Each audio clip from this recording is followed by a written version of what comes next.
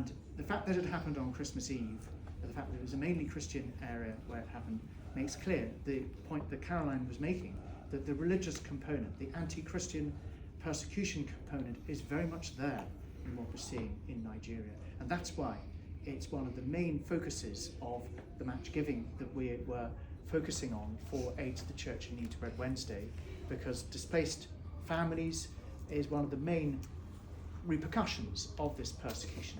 So it's really, really valuable to highlight that, and you find that in the Persecuted and Forgotten report, all about what happened that Christmas Eve in Bokos.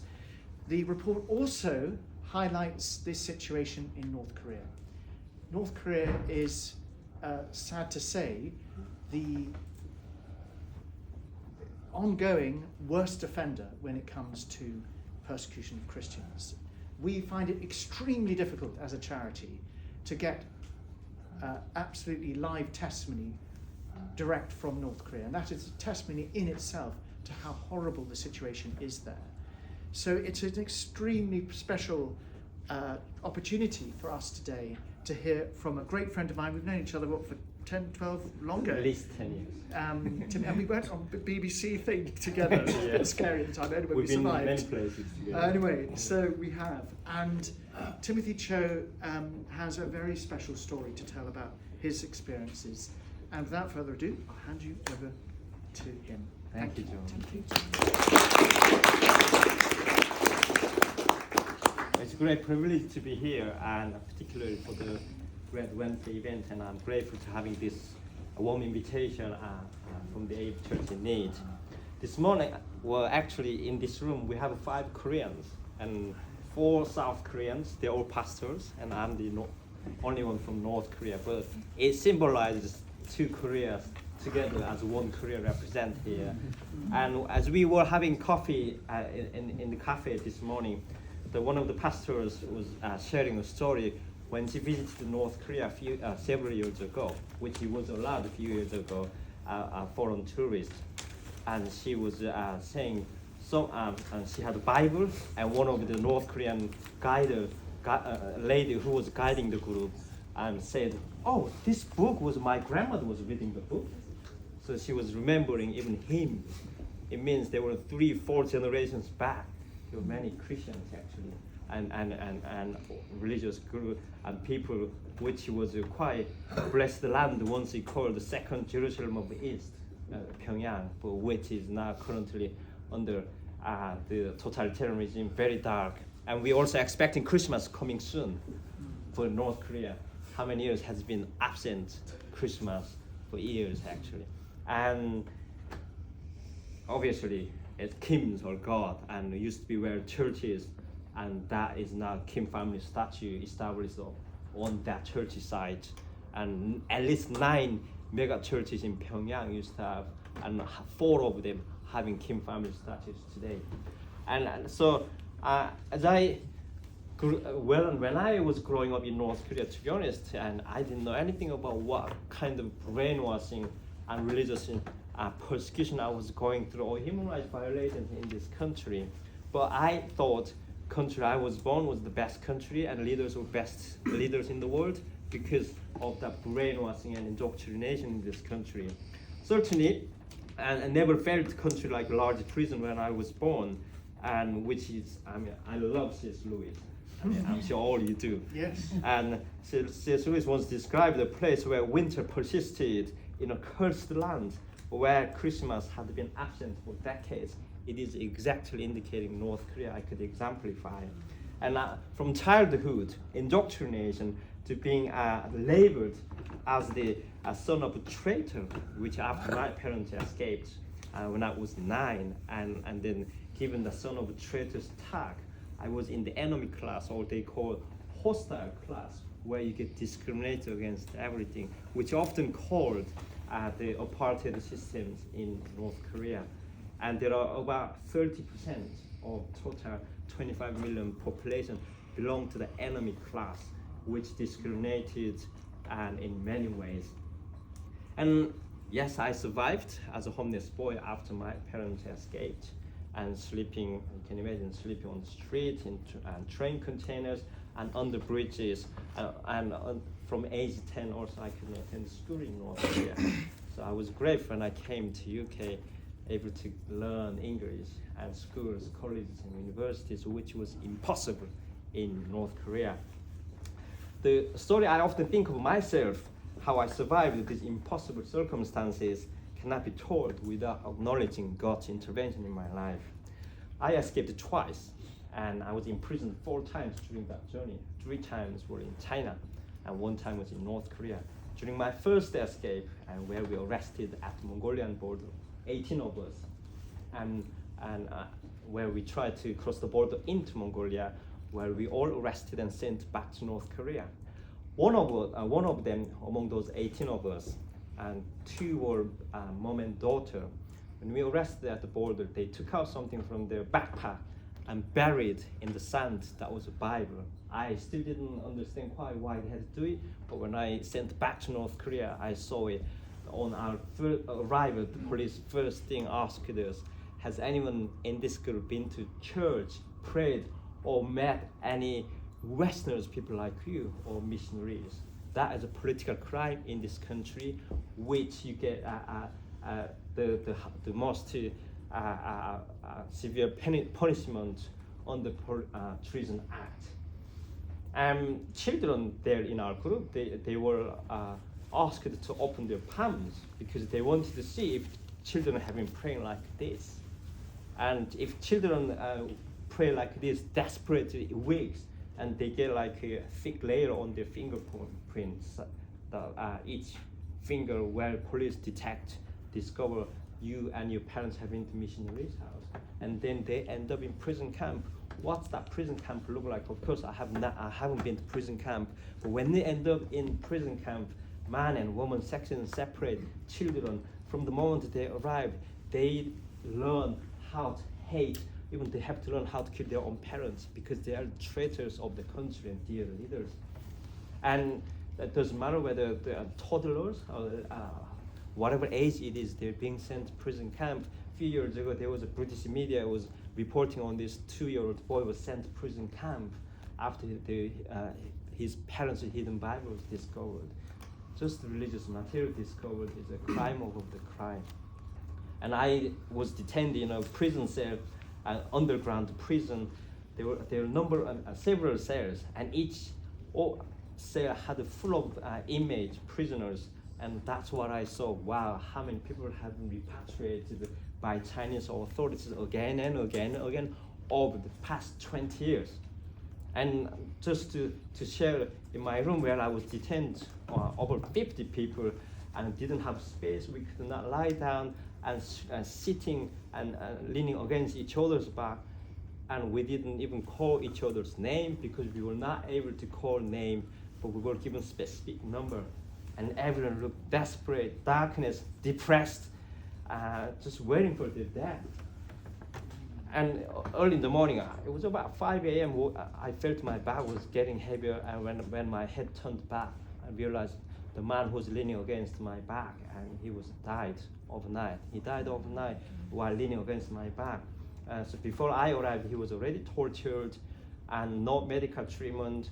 We were given 2 scoops of noodle soup each day. And the man's body drugged out, actually. And I thought I was going to be killed like him. At night time, you actually can't sleep. You can hear it. Where maybe another the underground layer somewhere around that place, investigation being held, beating, being tortured, whether man and woman, and you could hear the screaming of these people. I was 17, and I have seen kids died of starvation on the street. I've seen man executed when I was just 11-year-old. And now this is another experience.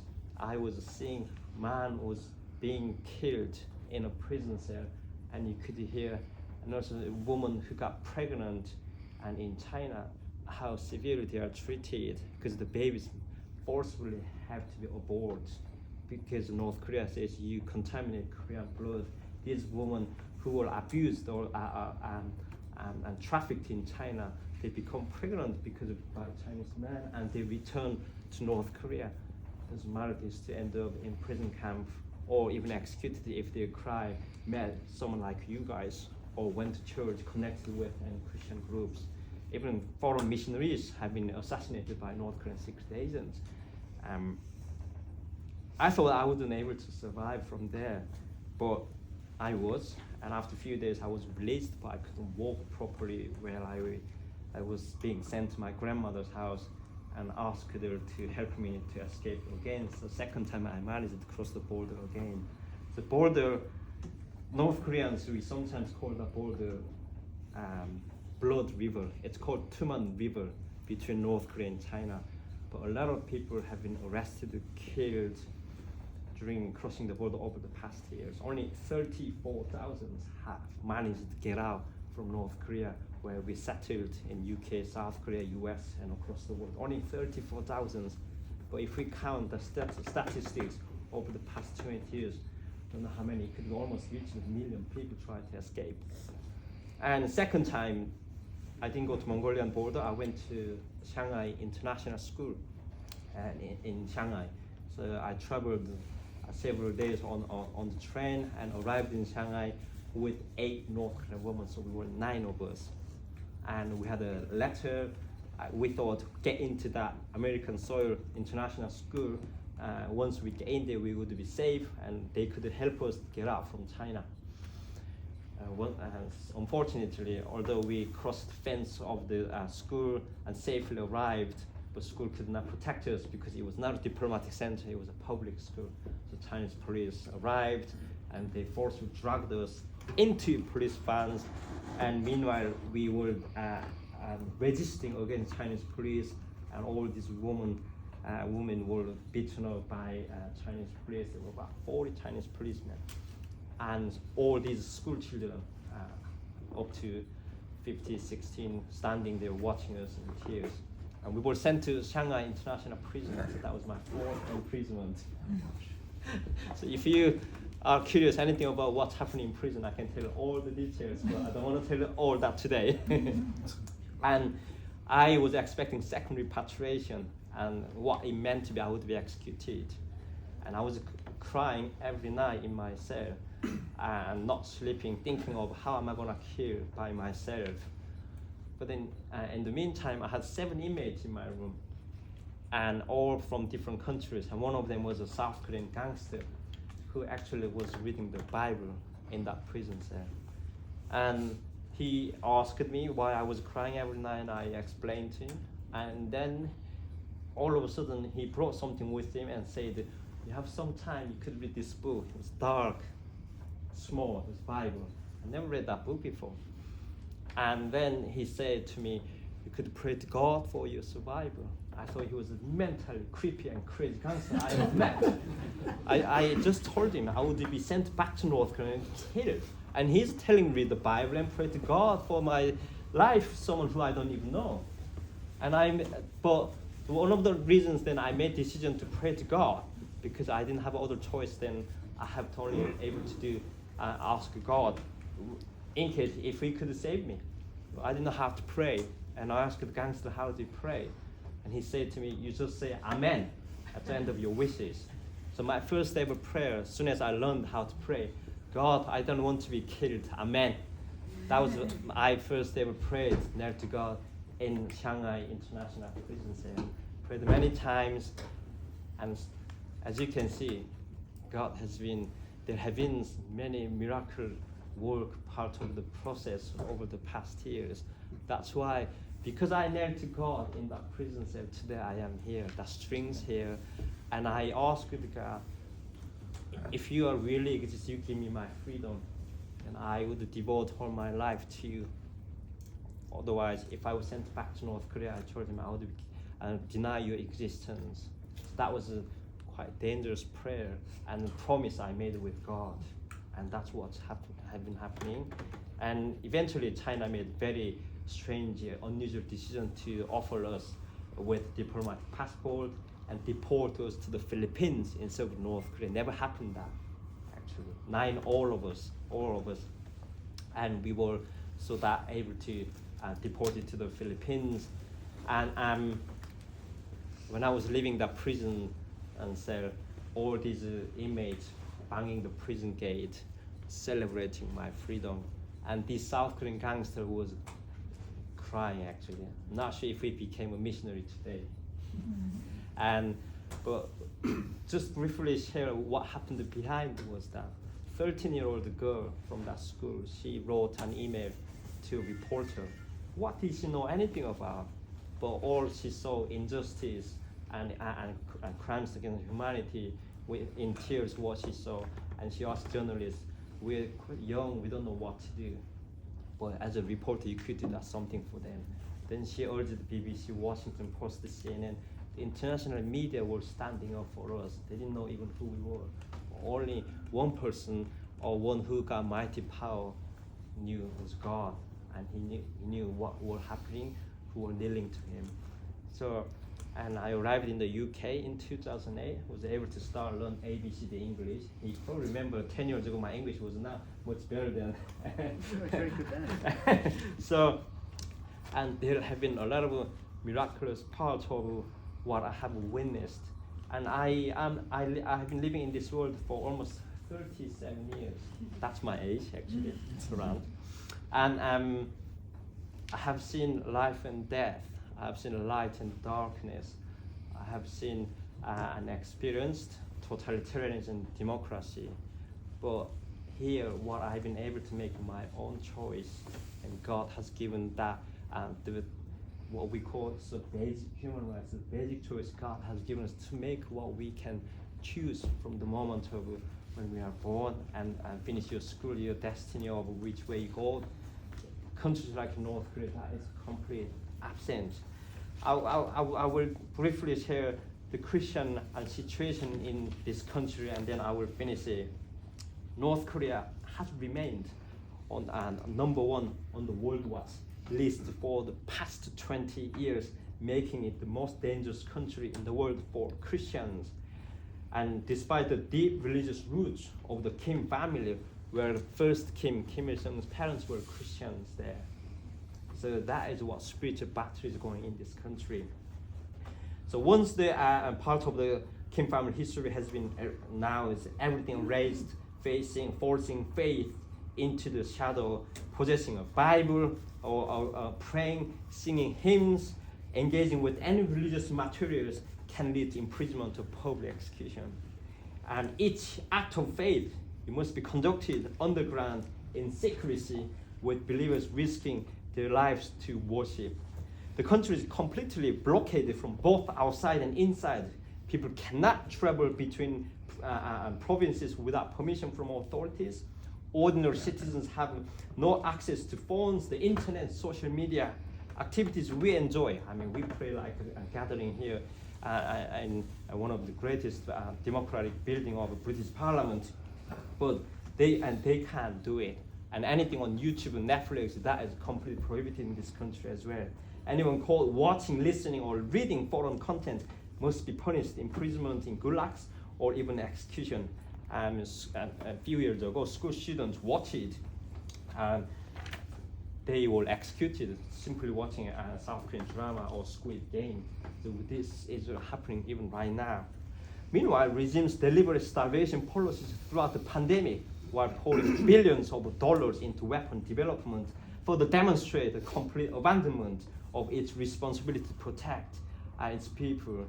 And the military expansion, you also read the news, what's been happening, not just providing thousands of containers of munitions, but also providing troops to Russia and joining Putin's illegal war, now fighting against democratic people of Ukraine. There is a systemic persecution in North Korea, with the regime aiming to eradicate every Christian. Christianity and the love of God are seen as a direct threat to national security in this country. The regime perceives faith not just as a religious belief, but as a dangerous challenge to their absolute control. Each new piece of legislation is crafted with Christians as the first target, ensuring that believers are hunted, imprisoned, or executed in an effort to eliminate them entirely. But 76 years, that totalitarianism has not been successful. As you can see, we are continuing this report, and other groups and myself and North Koreans continue. And these South Korean people, as we Koreans together, brothers and sisters, we stand pray. Some of you in this room as well, you visited Korea and you saw the border from 100 yards and beyond. But there are underground brothers and sisters, they actually pray for you. Suffering, I know, I have experienced myself. Suffering does not destroy faith, but it strengthens it. It stands as a powerful testimony to God's ongoing presence in the past, present, and future, reminding us that even in the darkest places, the light shines through. So please stand with me and Aid Church in Need and all our brothers and sisters, even underground churches who are praying for you. But when you, particularly this year, when you celebrate Christmas, there was many people, children, who don't even know what Christmas is in North Korea. And you could sing carol and praying for our brothers and sisters in North Korea and other countries. God bless you all. Thank you.